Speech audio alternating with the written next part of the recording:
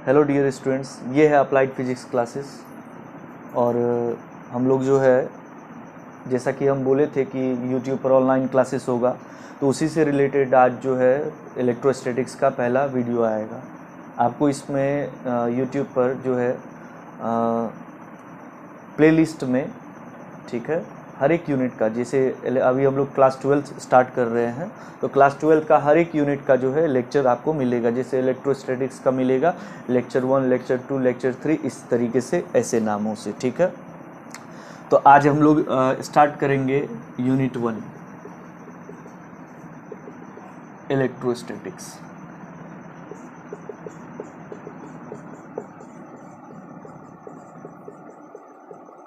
ठीक है, तो जैसा कि आप देख रहे हैं कि उस तरीके का सेटअप नहीं है जैसा अपना क्लासरूम में है कटिहार में।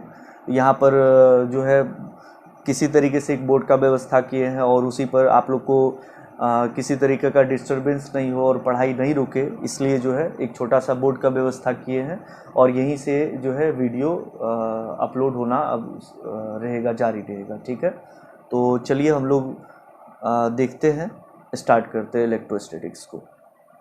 तो बेसिकली जो है एनसीईआरटी का फर्स्ट पार्ट है, उसमें आपको 5 यूनिट जो मिलेगा। जैसे पहला यूनिट इलेक्ट्रोस्टैटिक्स, दूसरा है करंट इलेक्ट्रिसिटी है, तीसरा हमारा magnetic effect of electric current and magnetism है, चौथा हमारा electromagnetic induction and alternating current है, ईएमआई एंड एसी, और जो पांचवा है वो ईएमडब्ल्यू इलेक्ट्रोमैग्नेटिक वेव्स है। फिर दूसरा वॉल्यूम में यूनिट 6 से 10 तक का है। ठीक है, तो जैसे अगर हम लोग देखेंगे कि पहला और यूनिट, दूसरा, तीसरा, चौथा, पांचवा, इस तरीके सभी एक दूसरे से रिलेटेड है। ठीक है, तो आप सीरियल वाइज पढ़ेंगे तभी आपको आगे की पढ़ाई समझ में आएगी।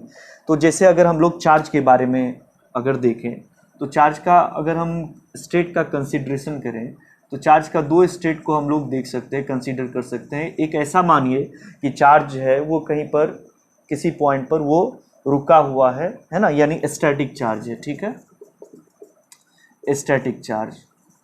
और दूसरा अगर आप ये कंसीडर करें कि कोई चार्ज पार्टिकल है ना, वो किसी कंडक्टर से होकर मूव कर रहा है ना, मूविंग थ्रू अ कंडक्टर है, तो ये हमारा मूविंग चार्ज है। ठीक है, मूविंग चार्ज। तो अगर आप स्टैटिक चार्ज के बारे में स्टडी कर रहे हैं, स्टैटिक चार्ज का स्टडी करना चाहते हैं, तो वही हमारा क्या है, इलेक्ट्रोस्टैटिक्स। और अगर आप मूविंग चार्ज का स्टडी करेंगे तो वो हमारा क्या हो जाएगा, इलेक्ट्रोडायनामिक्स हो जाएगा, इलेक्ट्रोडायनामिक्स हो जाएगा। और मूविंग चार्ज क्या क्रिएट करता है, करंट क्रिएट करता है। तो इसको हम लोग यूनिट 2 में देखेंगे, करंट इलेक्ट्रिसिटी में। ठीक है, अभी फिलहाल हम लोग इलेक्ट्रोस्टैटिक्स में आते हैं। तो आप देख रहे हैं कि इलेक्ट्रोस्टैटिक्स में हम किसका स्टडी करते हैं, तो स्टैटिक चार्ज का। तो व्हाट इज इलेक्ट्रोस्टैटिक्स?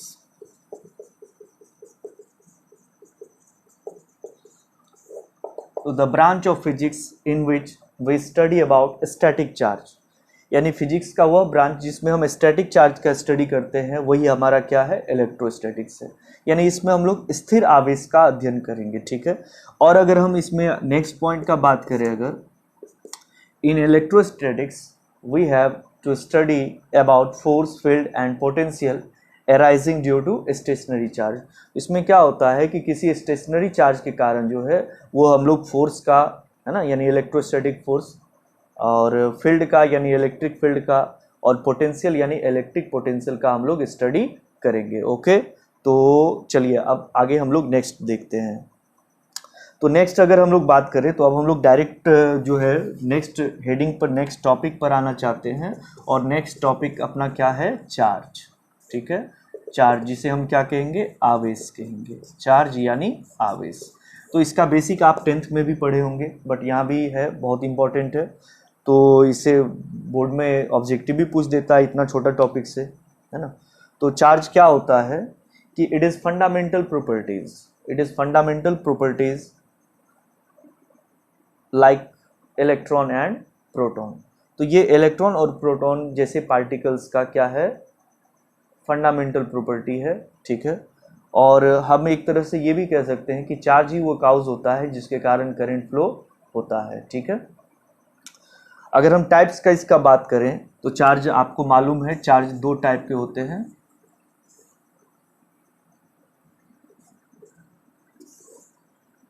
एक हो गया हमारा पॉजिटिव चार्ज और दूसरा हमारा क्या हो जाएगा, नेगेटिव चार्ज। नेगेटिव चार्ज, तो what is charge? Charge is fundamental properties of elementary particle like electron and proton, and there are two types of charges which is positive charge and other is negative charge. अब आप देखेंगे कि positive charge का concept कहाँ से आया, क्या होता है पॉजिटिव चार्ज, ठीक है। तो यदि कोई पार्टिकल या यदि कोई ऑब्जेक्ट क्या करता है, इलेक्ट्रॉन डोनेट करता है या बॉडी में इलेक्ट्रॉन की डेफिशिएंसी होती है, तब उस पर हम लोग जो चार्ज कंसीडर करेंगे वो पॉजिटिव चार्ज होगा। और अगर किसी बॉडी पर बॉडी जो है वो इलेक्ट्रॉन गेन कर रहा है, एक्सेप्ट कर रहा है, तो ऐसी कंडीशन में उस पर जो चार्ज होगा उसको हम नेगेटिव चार्ज कहेंगे। अगर आपको इसको थोड़ा सा और डिटेल में समझना है तो आप ध्यान दीजिए, थोड़ा हम इसमें डील करते हैं कि जैसे हम सपोज करते हैं कि हमारे पास दो एटम्स हैं, एक है एटम ए और दूसरा एटम हमारा क्या है, बी, and we also know that atoms are electrically neutral. जो परमाणु होते हैं वो क्या होते हैं, विद्युतः उदासीन होते हैं।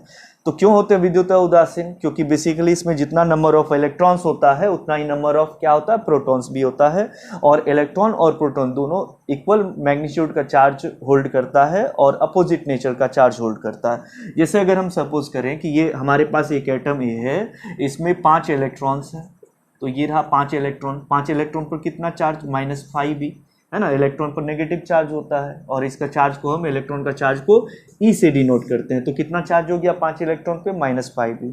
और प्रोटॉन जो कि इसके न्यूक्लियस में है, न्यूट्रॉन तो आप जान रहे चार्जलेस होता है, और प्रोटॉन जो कि इसके न्यूक्लियस में है, सपोज करते हैं इस पर भी कितना चार्ज हो जाएगा, 5 ही इलेक्ट्रॉन के बराबर, लेकिन पॉजिटिव चार्ज, तो कितना चार्ज हो जाएगा, +5। तो आप यहाँ पर ध्यान दीजिए, -5 + 5, टोटल चार्ज क्या हो जाएगा, 0 हो जाएगा। और अगर आप एटम बी का बात करें तो एटम बी पर अगर हम ध्यान देंगे तो सपोज कर लेते हैं इसमें, अब कितना इलेक्ट्रॉन्स कितना प्रोटॉन्स है वो नहीं मालूम है, हम लोग एक सपोज कर लेते हैं कि इस पर 3 इलेक्ट्रॉन है, तो 3 इलेक्ट्रॉन का कितना चार्ज इस पर बन जाएगा, -3, और इसके न्यूक्लियस में 3 प्रोटॉन का चार्ज कितना हो जाएगा, +3। अब अगर आप ध्यान देंगे तो इसमें भी कितना हो गया, +3 -3, दैट इज 0 चार्ज। अब हम क्या करते हैं, अगर दोनों बॉडी को रब्ड करते हैं आपस में, है ना, एटम ए और एटम बी को अगर हम आपस में रब्ड करें, तो अगर हम दोनों को आपस में रब्ड करते हैं, सपोज कर लेते हैं कि एटम ए से जो है वो चार्ज निकल के किस में आ रहा है, इलेक्ट्रॉन जो है वो ट्रांसफर हो रहा है बी में। आप देखेंगे, आप आगे पढ़ेंगे method of charging of a body, मतलब किसी बॉडी को चार्ज करने का क्या क्या मेथड है, तो उसमें हम लोग बेसिकली 3 मेथड यहाँ देखेंगे। That is one of them is friction method, and इसके बाद हम लोग इंडक्शन मेथड और कंडक्शन मेथड के बारे में पढ़ेंगे। तो फ्रिक्शन मेथड में क्या होता है कि बॉडी को हम आपस में रब्ड करते हैं और दोनों ही बॉडी पर अपोजिट नेचर का चार्ज डेवलप होता है, दोनों पर पॉजिटिव या दोनों पर नेगेटिव नहीं हो सकता, एक पॉजिटिव होगा तो दूसरा क्या होगा, नेगेटिव। फ्रिक्शन मेथड में क्या हो जाएगा, क्या बोले अभी हम, कि दोनों बॉडी पर क्या होता है, अपोजिट नेचर का चार्ज डेवलप होता है, एक का अगर पॉजिटिव है तो दूसरा पर क्या होगा, नेगेटिव होगा, ठीक है। तो आप देखिए, यानी कोई एक ही बॉडी इलेक्ट्रॉन क्या करेगा, डोनेट करेगा, तो दूसरा क्या करेगा, इलेक्ट्रॉन एक्सेप्ट करेगा, ठीक है। तो आप सपोज कीजिए कि यहाँ पर एक इलेक्ट्रॉन जो है एटम ए से निकल करके वो किस में आ जा रहा है, बी में आ जा रहा है। तो अब बताइए, इलेक्ट्रॉन की तो डेफिशिएंसी हो गई ए में, तो ए में अब कितना इलेक्ट्रॉन्स हो गया, इलेक्ट्रॉन का चार्ज नेट चार्ज -4 ही, और बी में एक इलेक्ट्रॉन आ जाएगा, ये एक्सेप्ट कर रहा है, तो इस पर इलेक्ट्रॉन का कितना चार्ज हो जाएगा, -4 ही।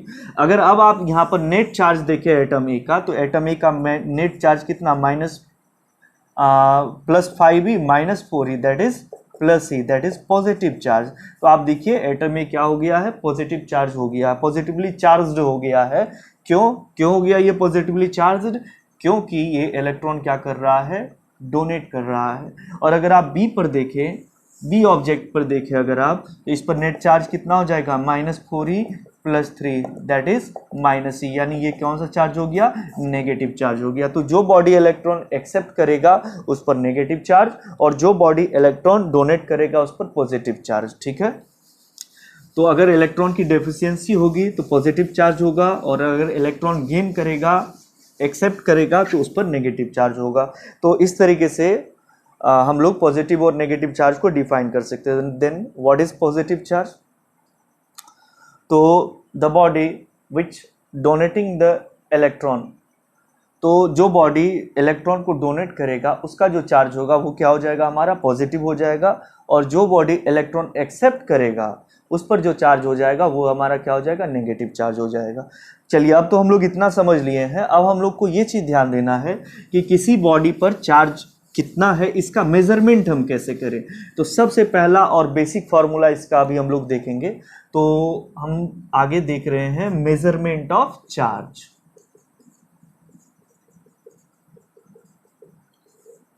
मेजरमेंट ऑफ चार्ज क्या देखना है, मेजरमेंट ऑफ चार्ज। तो मेजरमेंट ऑफ चार्ज में देखते हैं कि जैसे सपोज करते हैं कि कोई हमारे पास एक कंडक्टर है, ये रहा, और ये क्या है, कंडक्टर का cross section area. Basically cross section area जो है वो कंडक्टर का थिकनेस को भी डिफाइन करता है, ओके, कि कितनी मोटाई है। More cross section area more thickness. जैसे ये सपोज करते हैं हमारा एक कंडक्टर है, तो ये क्या, इसका क्रॉस सेक्शन एरिया है। अगर ये क्रॉस सेक्शन एरिया ज़्यादा होगा तो ये इसका थिकनेस भी क्या हो जाएगा, ज़्यादा हो जाएगा। इस तरीके से मोर क्रॉस सेक्शन मोर थिकनेस, ठीक है, less cross section less thickness. तो सपोज कर लेते हैं ये हमारा एक कंडक्टर है जिसका क्रॉस सेक्शन कितना है, ए है। तो अभी हम क्या बोल रहे थे, इलेक्ट्रॉन का चार्ज, इलेक्ट्रॉनिक चार्ज को हम लोग किससे डिनोट करेंगे, ए से डिनोट करेंगे। और सपोज कर लेते हैं इसमें कितना इलेक्ट्रॉन्स है, तो नहीं मालूम है, मान लेते हैं हम लोग नंबर ऑफ इलेक्ट्रॉन्स इसमें कितना है, एन है। तो टोटल चार्ज को अगर हम सपोज करें क्यू, चार्ज को हम कैपिटल क्यू या स्मॉल क्यू से डिनोट करेंगे। तो अगर टोटल चार्ज हम क्यू सपोज कर लें तो क्यू का वैल्यू कितना होगा, चलिए आइए देखते हैं हम लोग। तो late n is what, that is number of electrons, number of electrons added or removed, यानी दिया गया या रिमूव किया गया इलेक्ट्रॉनों का संख्या को हम क्या मान लेते हैं, n मान लेते हैं। और E is what, that is electronic charge, electronic charge और चार्ज ऑन एन इलेक्ट्रॉन क्या हो जाएगा, चार्ज ऑन एन इलेक्ट्रॉन भी हम लोग इसको कह सकते हैं, ठीक है। And Q is what, that is total charge. Q क्या हो जाएगा हमारा, टोटल चार्ज। तो देयरफॉर टोटल चार्ज कितना हो जाएगा, टोटल चार्ज Q का वैल्यू कितना होगा, तो total charge Q and Q is equal to number of electrons added और removed multiplied by electronic charge E, then Q is equal to n into E। अगर हमको इसमें n का value find करना हो तो n is what, that is Q upon E। इस तरीके से फॉर्मूला हो जाएगा। अगर हम थोड़ा सा आगे ध्यान दें तो ये आप n देख रहे हैं ना, where n is equal to 1 2 3, यानी ये एक पॉजिटिव इंटीजर होगा, है ना। इसमें एक कॉन्सेप्ट है, आगे हम लोग क्वांटाइजेशन ऑफ चार्ज में भी देखेंगे। तो कोई बॉडी कितना चार्ज होल्ड करता है, इसी में क्वांटाइजेशन का एक कॉन्सेप्ट है। तो a body can hold a charge which is integral multiple of charge of an electron. तो कोई बॉडी इतना ही चार्ज होल्ड कर सकता है कि वो इलेक्ट्रॉन के चार्ज का क्या हो, इंटीजरल मल्टीपल हो, है ना, यानी इंटीजर नंबर से मल्टीप्लाई होना चाहिए। इस पर एक छोटा मोटा सवाल भी होता है, हम लोग उसको भी देखेंगे। और E हमारा क्या है, इलेक्ट्रॉनिक चार्ज, इसका वैल्यू फिक्स है, आप जान रहे हैं इसका वैल्यू कितना है, -1.6 इंटू 10⁻⁻19 कूलम, ठीक है। इलेक्ट्रॉन पर कौन सा चार्ज होता है, नेगेटिव चार्ज। हाँ, एक चीज़ ध्यान देना है हमको कि जब भी हम क्वेश्चन पर आते हैं, क्वेश्चन करेंगे, जैसे अगर कोई क्वांटिटी वेक्टर क्वांटिटी है तो वेक्टर क्वांटिटी में हम लोग मॉड ऑफ इलेक्ट्रॉनिक चार्ज लेते हैं, है ना। जैसे आगे हम लोग इलेक्ट्रोस्टैटिक फोर्स, कूलम्स लॉ में इलेक्ट्रोस्टैटिक फोर्स का कैलकुलेशन करेंगे, तो उसमें हम लोग को क्या लेना है, चार्ज का मॉड का बात होता है, तो मॉड लेना है, यानी मॉड क्या हो जाएगा, नेगेटिव का भी पॉजिटिव हो जाएगा। तो ये चीज़ ध्यान रखना है। चलिए आगे हम लोग इसको देखेंगे, इस पर फिर आगे बात होगा। तो ये एक छोटा सा फॉर्मूला है, ये फर्स्ट फॉर्मूला है इलेक्ट्रोस्टैटिक्स में। तो आप लोग पूरा नोट करते जाएंगे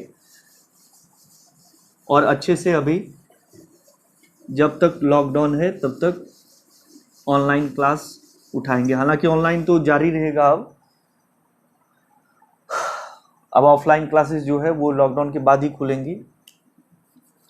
तो चलिए ये हो गया इस तरीके से हमारा। अब हम लोग जो है मेजरमेंट ऑफ चार्ज पढ़ लिए हैं। अब अगर हम चार्ज का यूनिट का बात करें तो चलिए देखते हैं SI unit of charge. Different units को पढ़ लेना बहुत जरूरी है, यूनिट से रिलेटेड क्वेश्चन आ जाता है ऑब्जेक्टिव में भी। तो SI यूनिट ऑफ चार्ज आप लोग जान रहे हैं, कूलम्ब होता है। कूलम्ब यानी कैपिटल C से डिनोट करेंगे हम। अदर यूनिट्स भी है चार्ज का, तो चलिए हम लोग देखते हैं अदर यूनिट। जैसे सीजीएस आप लोग जान रहे हैं, सेंटीमीटर ग्राम सेकेंड सिस्टम, तो सीजीएस और ईएसयू यूनिट, ठीक है, सीजीएस और ईएसयू। चलिए ईएसयू का यहाँ पर मीनिंग बता देना चाहते हैं हम, दैट इज इलेक्ट्रोस्टैटिक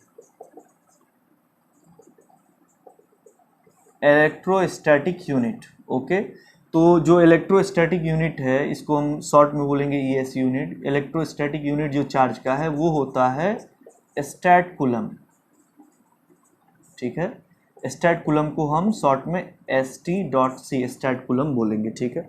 तो आपको एक और इम्पॉर्टेंट चीज़ याद होना चाहिए कि दोनों का कन्वर्सन याद होना चाहिए। एग्जाम में पूछ देता है कभी कभी कि कूलम को स्टैट कूलम में कन्वर्ट करें या स्टैट कूलम को जो है वो कूलम में कन्वर्ट करें, तो आपको आना चाहिए इसके लिए। तो चलिए हम लोग देखते हैं, ये नोट कर लेना है आप लोगों को कि 1 coulomb is equal to 3 × 10⁹ stat coulomb. तो एक कूलम में कितना स्टैट कूलम होता है? 3 × 10⁹ स्टैट कूलम होता है, ये चीज़ ध्यान रखना। अच्छा, अब एक 11th का कॉन्सेप्ट है, एक फार्मूला आप लोग को बताए हैं, पढ़ाए हैं हम, तो वो फार्मूला क्या है कि N1U1 is equal to N2U2, ठीक है। और इसमें हम बताए थे आपको कि अगर न्यूमेरिकल वैल्यू क्या है कि हमारा लेस है तो यूनिट क्या होगा? लार्जर होगा, है ना, ग्रेटर यूनिट होगा। और अगर ग्रेटर न्यूमेरिकल वैल्यू है तो हमारा जो है वो लेसर जो है यूनिट होगा। जैसे अगर हम एग्जाम्पल पर ध्यान दें, जैसे 1 metre is equal to 100 centimetre, तो आप देखिए यहाँ पर ये मीटर है और यहाँ पर यूनिट क्या है? सेंटीमीटर है, ठीक है। यहाँ न्यूमेरिकल वैल्यू देखिए 100 है और यहाँ न्यूमेरिकल वैल्यू देखिए 1 है, तो यहाँ पर न्यूमेरिकल वैल्यू क्या है? छोटा, इसलिए ये मीटर क्या होगा? यूनिट बड़ा। और यहाँ देखिए ये न्यूमेरिकल वैल्यू क्या है? बड़ा, तो यहाँ पर यूनिट क्या होगा? छोटा, ठीक है। तो अब अगर आप से पूछा जाए कि बताओ कूलम और स्टैट कूलम में कौन बड़ा है कौन छोटा है, तो आप क्या बताएंगे कि कूलम जो है बड़ा है। क्यों है बड़ा? क्योंकि इसमें 1 है इसका न्यूमेरिकल वैल्यू, जो कि इतना से क्या है? 3 × 10⁹ से छोटा। तो small numerical value large unit, large numerical value small unit. Therefore clearly हम लिख सकते हैं कि coulomb is greater than stat coulomb, ठीक है। तो ये हो गया हमारा ईएसयू और सीजीएस यूनिट में। एक और यूनिट है उसको भी हम बता देना चाहते हैं, ईएमयू यूनिट, यानी इलेक्ट्रोमैग्नेटिक यूनिट, ठीक है। तो चलिए हम देखते हैं चार्ज का इलेक्ट्रोमैग्नेटिक यूनिट।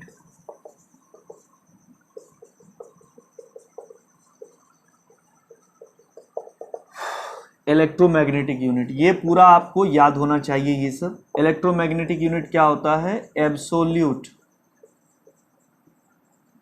कूलम, ठीक है। तो एब्सोल्यूट कूलम को हम कैसे लिखेंगे शॉर्ट में? AB.C, AB डॉट, यानी AB क्या हो गया? एब्सोल्यूट, C क्या हो गया? कूलम। अब आपको अगेन कूलम और एब्सोल्यूट कूलम का भी कन्वर्सन जो है वो आना चाहिए, ठीक है। तो चलिए देखते हैं हम लोग कि 1 कूलम, याद रखना आपको, 1 coulomb is equal to 1/10 absolute coulomb. 1 coulomb is 1/10 absolute coulomb. तो आप बताइए कि इसमें कौन बड़ा होगा, कूलम या एब्सोल्यूट कूलम? तो क्लियरली आप देखिए ये यहाँ पर न्यूमेरिकल वैल्यू 1 है और यहाँ 1/10 दैट इज 0.1 है, ठीक है। तो 1 बड़ा है 0.1 से, देयरफॉर कूलम क्या होगा? छोटा, और एब्सोल्यूट कूलम क्या होगा? बड़ा होगा, ठीक है। तो यानी हम यहाँ पर क्या लिखेंगे? Absolute coulomb is greater then क्या? कूलम। तो ये कन्वर्सन बड़ा इंपॉर्टेंट है, बहुत इंपॉर्टेंट है, ये आपको याद होना ही चाहिए, पूरा यूनिट आपको आना चाहिए। चलिए, तो अब हमारे पास चार्ज का कितना यूनिट है? बेसिकली 3 यूनिट्स है। एक है हमारे पास कूलम, दूसरा क्या है? स्टेट कूलम, और तीसरा क्या हमारा? Absolute coulomb. अगर आप तीनों का कंपेयर करेंगे तो आप बताइए कि कौन सा यूनिट सबसे बड़ा है ना? तीनों में सबसे बड़ा कौन यूनिट है? तो आप नोट में लिख लेंगे, है ना। जैसे अभी हम बता रहे थे कि कूलम और स्टैट कूलम में कौन बड़ा है? कूलम स्टैट कूलम से। और कूलम और एब्सोल्यूट कूलम में कौन बड़ा है? Absolute coulomb. तो सबसे बड़ा कौन होगा? एब्सोल्यूट कूलम, इसके बाद कूलम, और फिर सबसे छोटा स्टैट कूलम। तो आपको ये अरेंजमेंट एग्जाम में पूछ सकता है, तो आप इसको याद रखेंगे, ठीक है। तो ये अरेंजमेंट पूछ सकता है यूनिट का, तो आप ध्यान में रखेंगे absolute coulomb is greater than coulomb is greater than what? That is stat coulomb, okay. तो ये हमारा इस तरीके से हो जाएगा। अच्छा, अब आगे अगर हम ध्यान देंगे तो एक पॉइंट इसमें बनता है कि जैसे इलेक्ट्रॉनिक चार्ज है, तो इलेक्ट्रॉनिक चार्ज और charge on an electron in different units, तो डिफरेंट यूनिट्स डिफरेंट सिस्टम में इलेक्ट्रॉन का क्या चार्ज होगा ये भी इंपॉर्टेंट है, पूछ देता है। तो चलिए देख लेते हैं। Charge on an electron in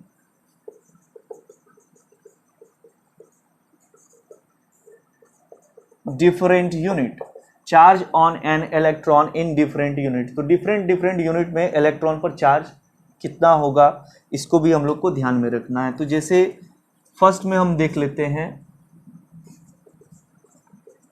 in SI unit, तो अगर हम एसआई यूनिट का बात करें तो आप जान रहे हैं कि एक इलेक्ट्रॉन पर चार्ज कितना होता है, तो वो चार्ज हो जाता है हमारा E is equal to 1.6 into 10⁻⁻19 coulomb. अगर हम यहाँ मैग्नीट्यूड का बात कर रहे हैं ओनली, ओके, 1.6 इंटू 10⁻⁻19 कूलम। तो आप देखिए यहाँ पर कूलम है ना यूनिट, तो ये एसआई यूनिट में लिखा हुआ है। अब अगर हम इसको CGS और ESU में लिखें, इन CGS और ESU यूनिट, ठीक है, चलिए देख लेते हैं हम लोग। तो सबसे पहले आप देखिए कि SI में कितना है वैल्यू, 1.6 इंटू 10⁻⁻19 कूलम, और हम लोग जान रहे हैं ये तो SI में लिखा हुआ वैल्यू है, और हम जान रहे हैं कूलम और CGS क्या होता है चार्ज का, वो होता है स्टेट कूलम।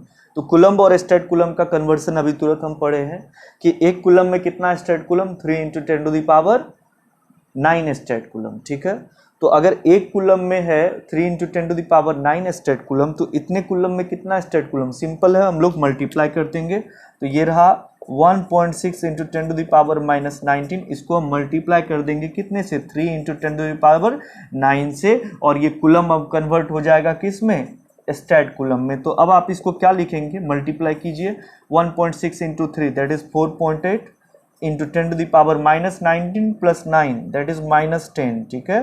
तो 4.8 इंटू 10⁻⁻10 स्टेट कूलम। तो अगर आपको एग्जाम में पूछ दे ऑब्जेक्टिव में, बताओ इलेक्ट्रॉन पर जो चार्ज है वो ESU में कितना होगा, तो that is 4.8 into 10⁻⁻10 state coulomb, ठीक है, याद रखना इसको। अब नेक्स्ट अगर हम बात करें तो थर्ड नंबर का अगर हम बात करें, in which unit, in EMU unit, okay, in EMU unit, तो इलेक्ट्रोमैग्नेटिक यूनिट में कितना हो जाएगा। तो at first we know that in SI unit electron has 1.6 into 10⁻⁻19 coulomb charge. तो अब हम अभी तुरंत पढ़े हैं कि कूलम और जो है इलेक्ट्रोमैग्नेटिक यूनिट क्या होता है, एब्सोल्यूट कूलम। तो कूलम और एब्सोल्यूट कूलम का क्या कन्वर्सन है कि 1 coulomb is equal to 1/10 absolute coulomb. तो आपको 1/10 से मल्टीप्लाई कर देना है, तो 1.6 इंटू 10⁻⁻19 इंटू 1/10। तो अब ये कूलम किस में कन्वर्ट हो जाएगा, एब्सोल्यूट कूलम में। तो अब आप देखेंगे ये 10 है, 10 का पावर +1 है, ऊपर आ जाएगा -1, -19 -1 तो कितना हो जाएगा, -20। तो 1.6 इंटू 10⁻⁻20, और ये क्या, एब्सोल्यूट कूलम। तो ये सब चीज़ आना चाहिए, ये ध्यान में रखना होगा, ठीक है, ओके। अब जो है इसी तरीके से डेली वीडियो अपलोड होता रहेगा, और आप लोग जो है कंटिन्यूसली वीडियो को वॉच करें, किसी वीडियो को स्किप ना करें, इसे समझने में प्रॉब्लम होगा। और दूसरा इम्पोर्टेंट ये है कि आप वीडियो को शेयर जरूर करें और चैनल को सब्सक्राइब करें, दूसरे को भी प्रेरित करें जो अपने यहाँ नहीं पढ़ रहे हैं कोचिंग में, ऑफलाइन क्लासेस कहीं दूसरे ही जगह पढ़ रहे हैं, तो कोई दिक्कत नहीं है, आप ऑनलाइन क्लास का फ़ायदा उठा सकते हैं और इस तरीके से आप अपने पढ़ाई को जारी रख सकते हैं। तो लॉकडाउन में बैठना नहीं है ना, इसलिए बिना किसी मतलब उस तरीके का सेटअप के, ना बोर्ड है उस तरीके का, ना उस तरीके का व्यवस्था है, मोबाइल होल्डर भी उस तरीके का नहीं है, हम अपने से खुद बनाए हैं, लेकिन फिर भी हम वीडियो बना रहे हैं यहाँ पर, ताकि पढ़ाई में किसी तरीके का व्यवधान उत्पन्न ना हो, ठीक है। तो इस तरीके से आप लोग पढ़ते रहे घर में, है ना, थोड़ा थोड़ा करके हम लोग देखते रहेंगे। डेली आप जो है सब्जेक्ट को देखें, डेली पढ़ें, किसी वीडियो को स्किप ना करें, पूरा वीडियो देखें तभी समझ में आएगा। और क्या होता है कि अगर आप चैनल को जो है सब्सक्राइब करेंगे और इसे शेयर करेंगे तो हमें भी थोड़ा मोटिवेशन मिलता है इससे और अच्छा लगता है। तो चलिए ठीक है, अब हम लोग नेक्स्ट वीडियो जो है उसमें इसके आगे पढ़ेंगे। ओके, धन्यवाद।